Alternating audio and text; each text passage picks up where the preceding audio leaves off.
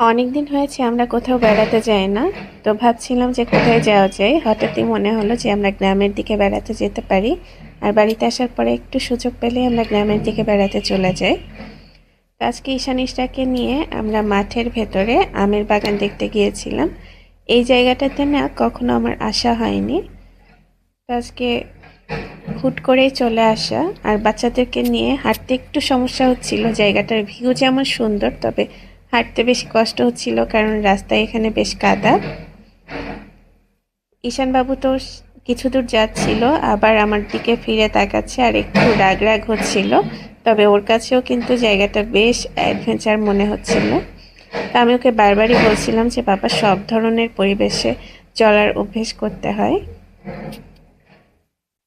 কিছু দূর যাচ্ছে, আবার আমার দিকে ফিরে তাকাচ্ছে। কিভাবে এই জায়গাটা পার হবে ও বুঝতে পারছে না। তবে ইসরামণি কিন্তু ওর বাবার সঙ্গে একদম স্মার্টলি সামনে পর্যন্ত চলে গেছে।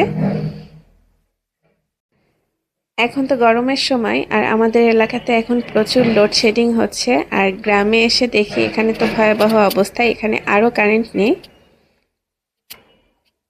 তো যতই সামনের দিকে যাচ্ছিলাম ততই আশেপাশের পরিবেশটা দেখে মুগ্ধ হয়ে যাচ্ছিলাম, এত সুন্দর। চারিদিকে সবুজ ঘাস, মনে হচ্ছিল যে আশেপাশে হয়তো অনেক ফসল ছিল। কিছুদিন আগে হয়তো ফসলগুলো তুলে নিয়েছে, এজন্যই হচ্ছে ঘাস জন্মে গেছে। তো এই যে মাঠের আইলের উপর দিয়ে আমরা হাঁটছিলাম, আর এই জায়গাটা একটু পিচ্ছিল ছিল কারণ ওই দিনই বৃষ্টি হয়েছে, এজন্য একটু ভেজা ভেজা ভাব ছিল। কিছু দূর কাদা পানি এরকম অবস্থা। সামনেই দেখা যাচ্ছে আমের বাগান। তো ওই পর্যন্ত আর ভিডিওটা নেওয়া হয়নি কারণ এদিকে ঈশান বাবুও রাগ হয়ে যাচ্ছিল। বাসায় আসার পরে রাতের রান্নাটা বসিয়ে দিলাম।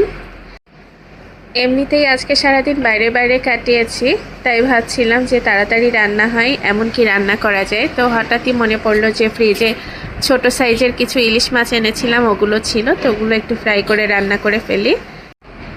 গ্রামে বেড়াতে যেতে তো আমার খুবই ভালো লাগে, তবে বাসায় আসার পরে অনেক টায়ার্ড হয়ে গেছি। এলাকাতে আসার পরে যা বুঝলাম, ছোটবেলা থেকে যে পরিবেশে যেভাবে মানুষ হয়েছি, এখন অনেক বছর পরে ফেরত আসার পরে দেখছি যে চেনা পৃথিবীটা অনেকটা অচেনা হয়ে গেছে। আর চেনা মানুষগুলো অনেক বেশি স্বার্থপর, যেটা কিনা দূরে থেকে কখনো বুঝতাম না, এখন কাছে এসে খুব ভালোভাবে বোঝা যাচ্ছে। তো যতটা সম্ভব এই ধরনের মানুষ যাদের কাছে গেলে আপনার মন খারাপ হবে, তাদের সবসময় অ্যাভয়েড করাটাই হচ্ছে সবচেয়ে ভালো।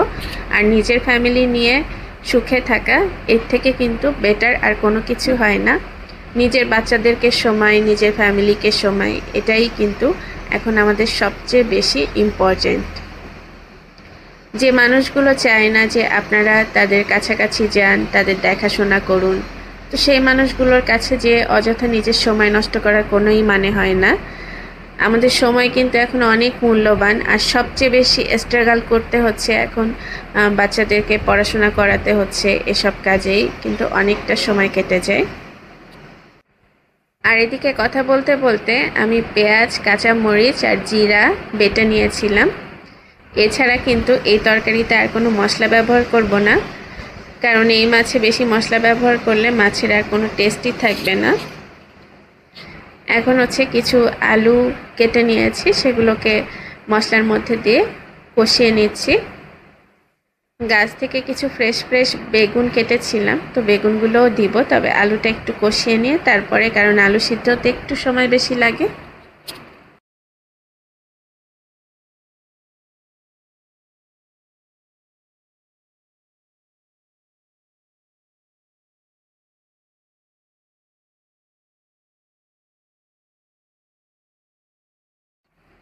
বাজারে তো কখনো সাদা বেগুন দেখি না, তবে আমি ছাদে যে গাছগুলো লাগিয়েছি ওগুলো সাদা বেগুনের গাছ।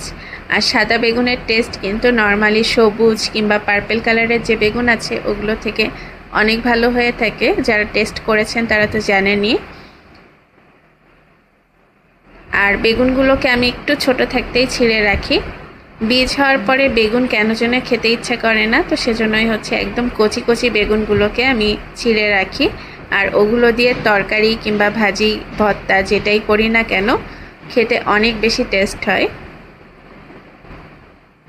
ছাদ বাগানে গাছ লাগানোর পরে খুব কমই আমাদের সবজি কেনা লাগছে। সবসময় দেখা যায় যে ছাদ থেকে যে সবজিগুলো আসে সেগুলো দিয়ে মোটামুটি আমাদের সব সবজির চাহিদা মিটে যাচ্ছে। আর যখন প্রতিদিন পায়রা আর মুরগিদের খাবার দিতে উপরে যাই তখন দেখা যায় খালি হাতে ফেরা হয় না, কারণ কিছু না কিছু নিয়ে আসতে হয়। আমার গাছগুলো আমাকে কখনোই খালি হাতে ফেরত পাঠায় না নিচে পর্যন্ত। তো দেখা যায় যে একটা বাটি কিংবা একটা রাইস কুকারের বাটি যেটাই নিয়ে যায় না কেন মুরগিদের খাবার দেওয়ার জন্য, আসার পথে দেখা যায় ওটা ভরে উপর থেকে সবজি নিয়ে আসি। আর গত বছর তো শুধু মরিচ গাছ আর বেগুন গাছ লাগিয়েছিলাম, এই বছর হচ্ছে চাল কুমড়া গাছ, মিষ্টি কুমড়া গাছ, লাউ গাছ সবই লাগিয়েছি। এখন আল্লাহ যদি রহমত করে হয়তো গাছগুলো খুব সুন্দরভাবে বেড়ে উঠবে। অন্য একদিন বাগানের আপডেট নিয়ে আপনাদের সাথে শেয়ার করব। আর কথা বলতে বলতে এদিকে তরকারিটাও হয়ে গেছে। বেগুন তো খুব দ্রুত সিদ্ধ হয়ে গেছে, এখন মাছ দিয়ে তরকারিটা নামিয়ে নিচ্ছি। টেস্ট মেকার হিসেবে এর মধ্যে দিয়ে দিচ্ছি ভাজা জিরার গুঁড়া। আজকের ভিডিওটা কেমন লাগলো অবশ্যই জানাবেন। আল্লাহ হাফিজ সবাইকে।